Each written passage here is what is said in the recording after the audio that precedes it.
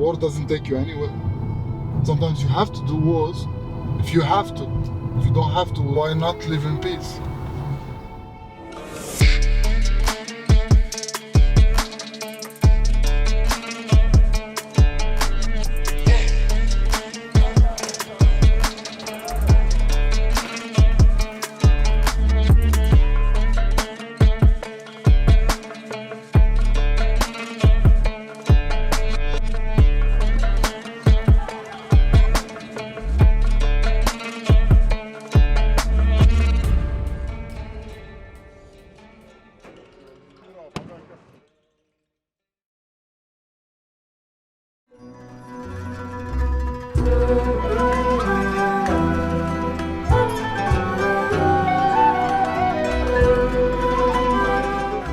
One year ago, the October Revolution began in Lebanon, a popular uprising against a bankrupt regime that has been in power for 30 years.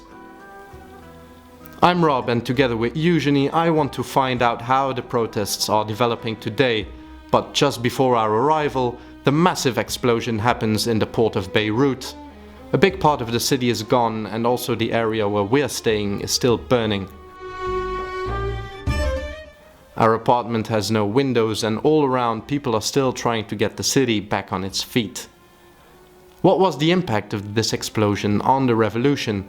Has it burned out, or will it rise from the ashes? We're meeting Nicole. Together with us, she returns to her house for the first time since the explosion. It's an old building in the area of Journeyman and is now completely uninhabitable. I asked the army guy who came for the reports, help will come. He's like, help, if it comes, we're in Lebanon. Maybe it will not go to people. We were on the roof. I was about to throw.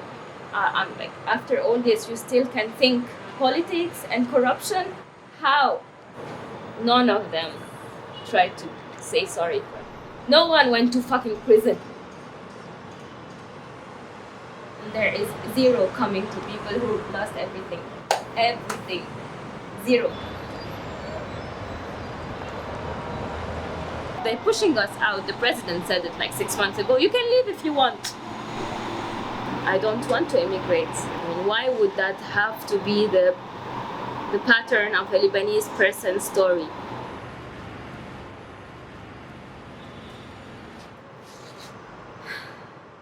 You keep on having things destroyed and then rebuild them. What's the purpose of life then?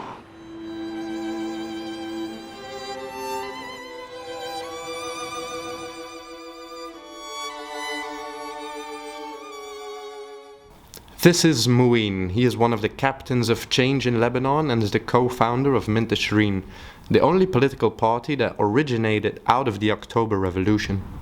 The politicians that are currently in power knew exactly that there was ammonium nitrate in the port, and it also destroyed part of the fest. Every single member of the parliament decided to create a wall to separate the people, which is supposed to represent, from the actual parliament. Although they have erected a wall to keep us out, another wall has been broken down, and that is the wall of sectarianism. And the first thing that we need to do is to bring down the parliament, and we're not leaving without a fight.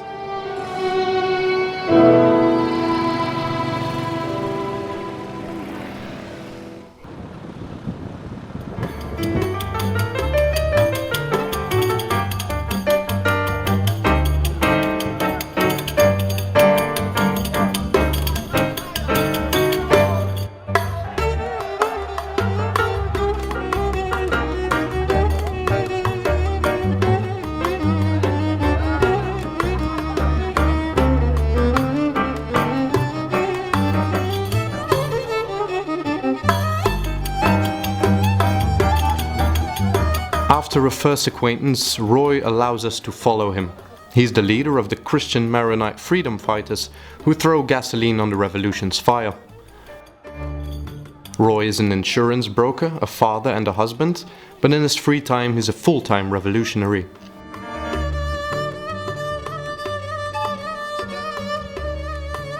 All the reasons in the world exist for a revolution.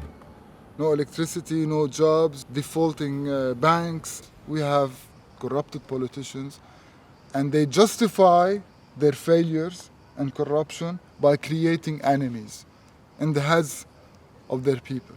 The Americans did this. The aliens did this. The Jews did this. The silent majority now in Lebanon is caving. In face of problems, people either fight or cave. We as rebels, we're fighting. But for example, my daughter and my wife, they're thinking, should we leave?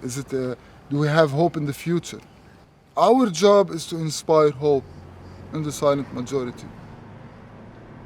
Maybe what I'm saying in Lebanon is a taboo, but I'm preaching it every day. You can't stop the revolution.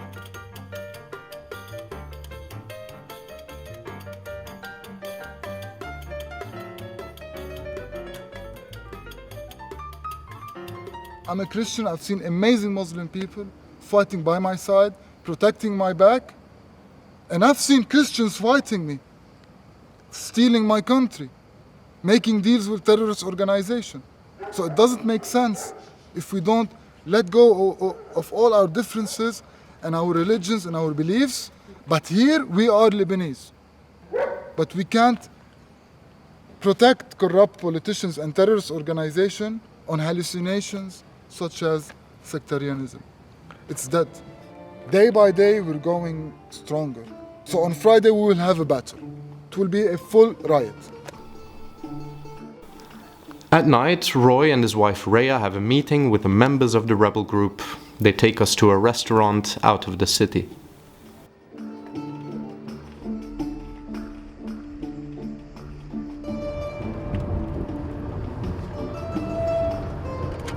I really got used to it, that I'm really not worried anymore. Before, I used to get crazy and I used to have tears in my eyes. It was hell for me when it used to be done. It's been 9 months, it's done. I have to get used to it. And I have to take care of myself and my daughter. I'm so stubborn. I loved her once and I can't stop loving her.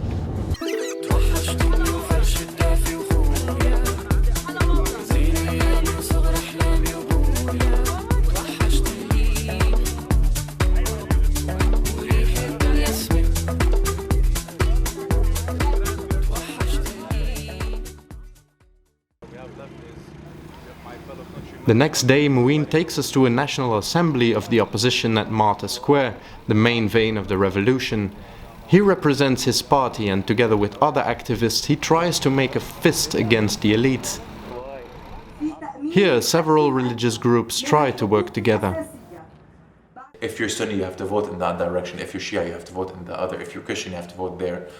There wasn't really any political party that kind of spoke to us, spoke to this new generation, the bomb generation. I myself am Muslim Shia, right?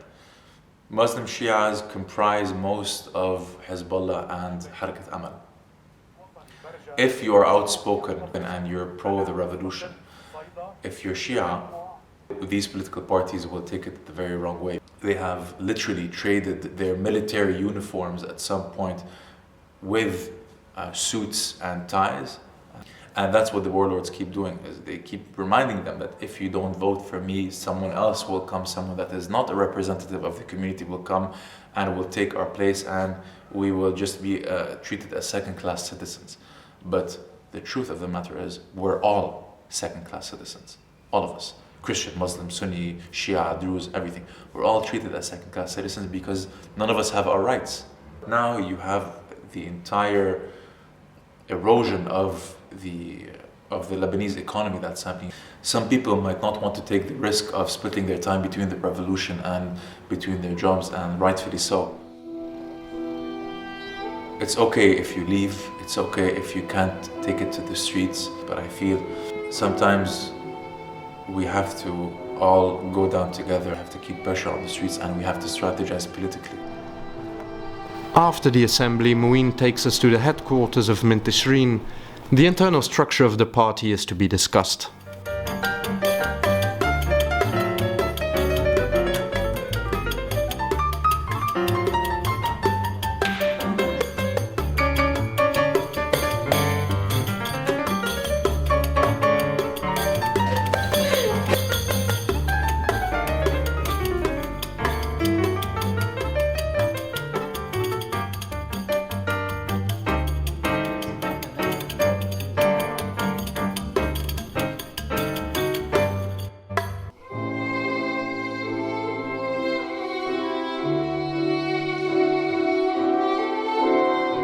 We're visiting Jad and his family. A year ago, Jad was the proud owner of a nightclub, which is now destroyed because of the blast. He was also the first demonstrator who lost his eye due to a tear gas grenade. It made him a symbol of the revolution, and now Jad is mainly fighting online.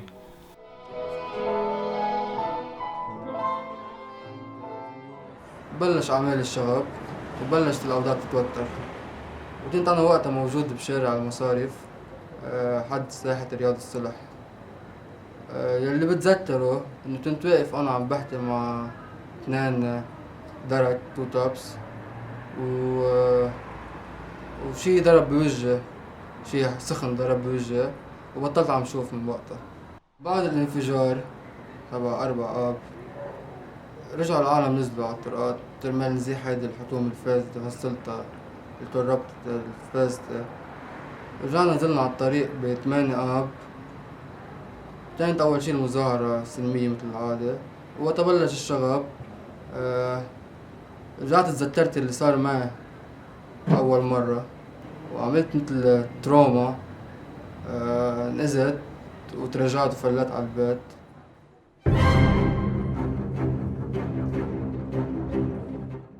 We're on our way with Roy towards the rebels. They're in their operational base close to Martyr Square and are preparing for the demonstration. The rebels are quite upset about French President Macron, who is visiting Beirut today officially for the second time in a couple of weeks. The government now is in terror because they realize that the rebels are smart, are unified, are disciplined. Sometimes I receive threats by videos. Some guys showing gun, saying I would kill you. The groups we are functioning in today, we forgot a bit about the peaceful protests. We're going into a bit of confrontation. You have logistics supervisors who would buy the masks, the shields, the fireworks, and you have my type of guys who would explain the gates. We attack together, we withdraw together. We have 3 main gates at the parliament. And if we attack simultaneously at the 3 gates, we make an impact. نحن الثورة والغضب، نحن أمل الأجيال، من هون من عنا انكتب تاريخ الأبطال. نحن الثورة والغضب، نحن أمل الأجيال، من هون من عنا انكتب تاريخ الأبطال. فجر اللي طالع نحن والسيف القاطع نحن، فجر اللي طالع نحن والسيف القاطع نحن. Meanwhile, also Moheen has arrived on the square. The demonstration is still peaceful, for now. Moheen realizes it won't be easy to change the Lebanese politics from the inside. For a whole year now, the demonstrators have been trying to conquer the walled parliament.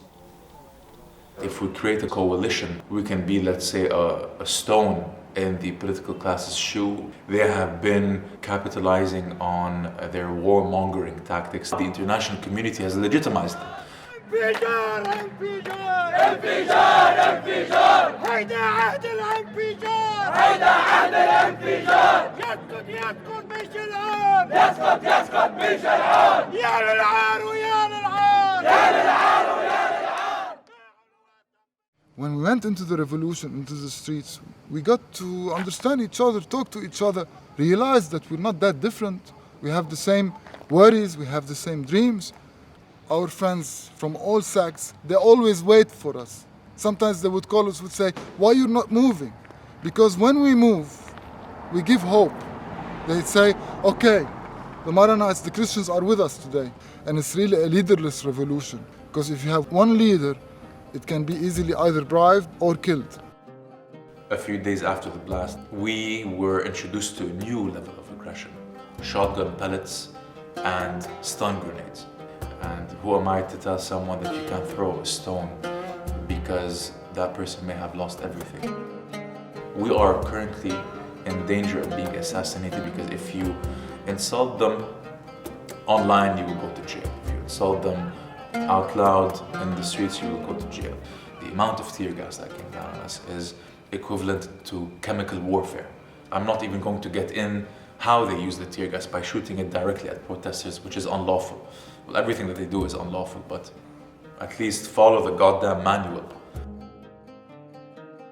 To bring down the wall is one thing. To go inside the parliament, which is a big black box, is another. If these militiamen started shooting live ammunition at protesters in broad daylight, what do you think they're prepared to do if you enter the parliament? They would just take the M16 and shower you with bullets. I'm not willing to die like this. We want law and order. We're not anarchists. They don't want to make peace. They don't want to change. They're saying the same. They don't want to go into new parliamentary elections. They don't want to do anything. What am I supposed to do? When the negotiation stops, you consider them as enemies. You fight them. So this is why I can't even believe in peaceful protests, although I'm a peaceful man.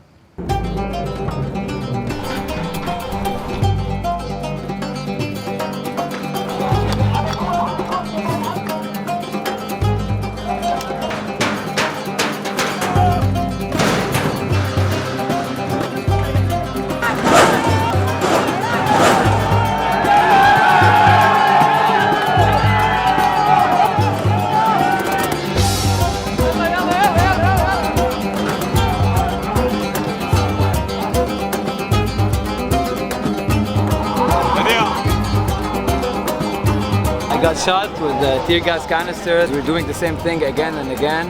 Which is the definition of insanity.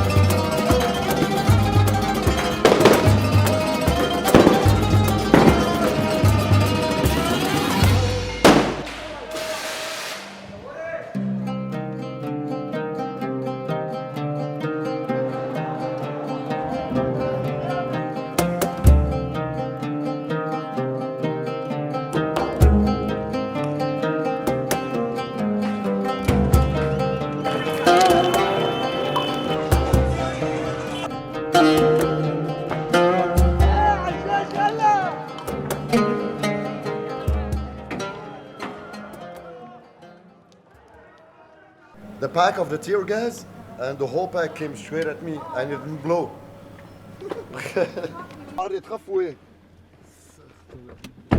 Man, our president is sleeping when he's having lunch with Macron. Many people don't know the guy is under psychiatric treatment.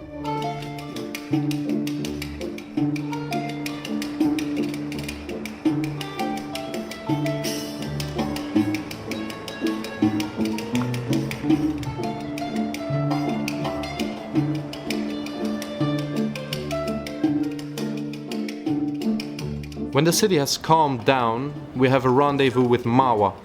She took part in the uprising but stopped after she had the impression the revolution was taken hostage as a weapon against Hezbollah, an armed Shia party and a group she holds dear. We need to become a secular state, a full secular state. Me, a hijabi woman, saying we need to become a secular state. Coming from a house that has lost a lot of men and even children in wars against Israel, and having only the resistance to protect us from it, the revolution started becoming something that is a weapon against this resistance. And I don't condone this. If this youth is only out there to shout against the political elite, but without giving any real solutions on the ground, then how will change come? Why is there no leadership for this revolution? They all want secular issues, but that fits the liberal lifestyle that they live. They don't want to look into the conservative side of Lebanon that they should include, they should work on including with them. I understand where Macron is coming from, but what do you mean when you sanction officials? Why don't you sanction the political elite that you have been backing for the past 100 years? It's the same families ruling over us. This is all negative energy that revolves around any sort of a revolution. It's not going to work if you don't have the people with you.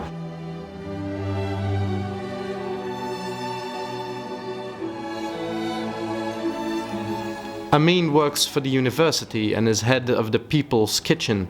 This initiative started during the early revolution to feed protesters, but it has to keep handing out food out of necessity today. This major devaluation of the currency has completely deconstructed the middle class that does not exist anymore in Lebanon. So you have the people who can afford to buy food and those who can't.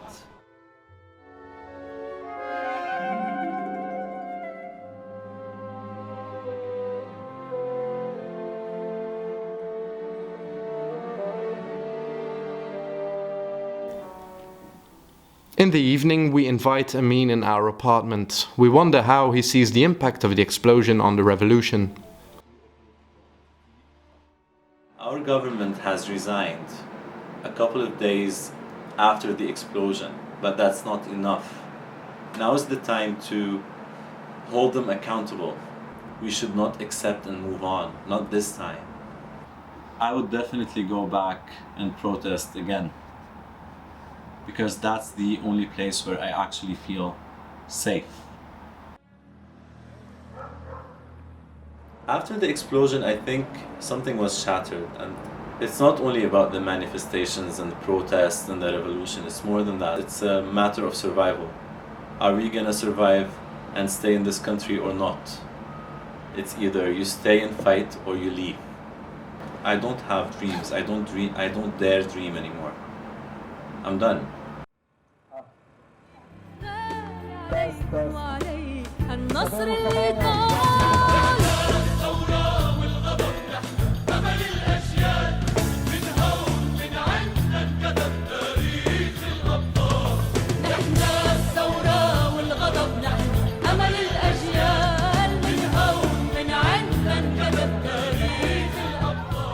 Before we leave, Roy takes us a last time to the harbor.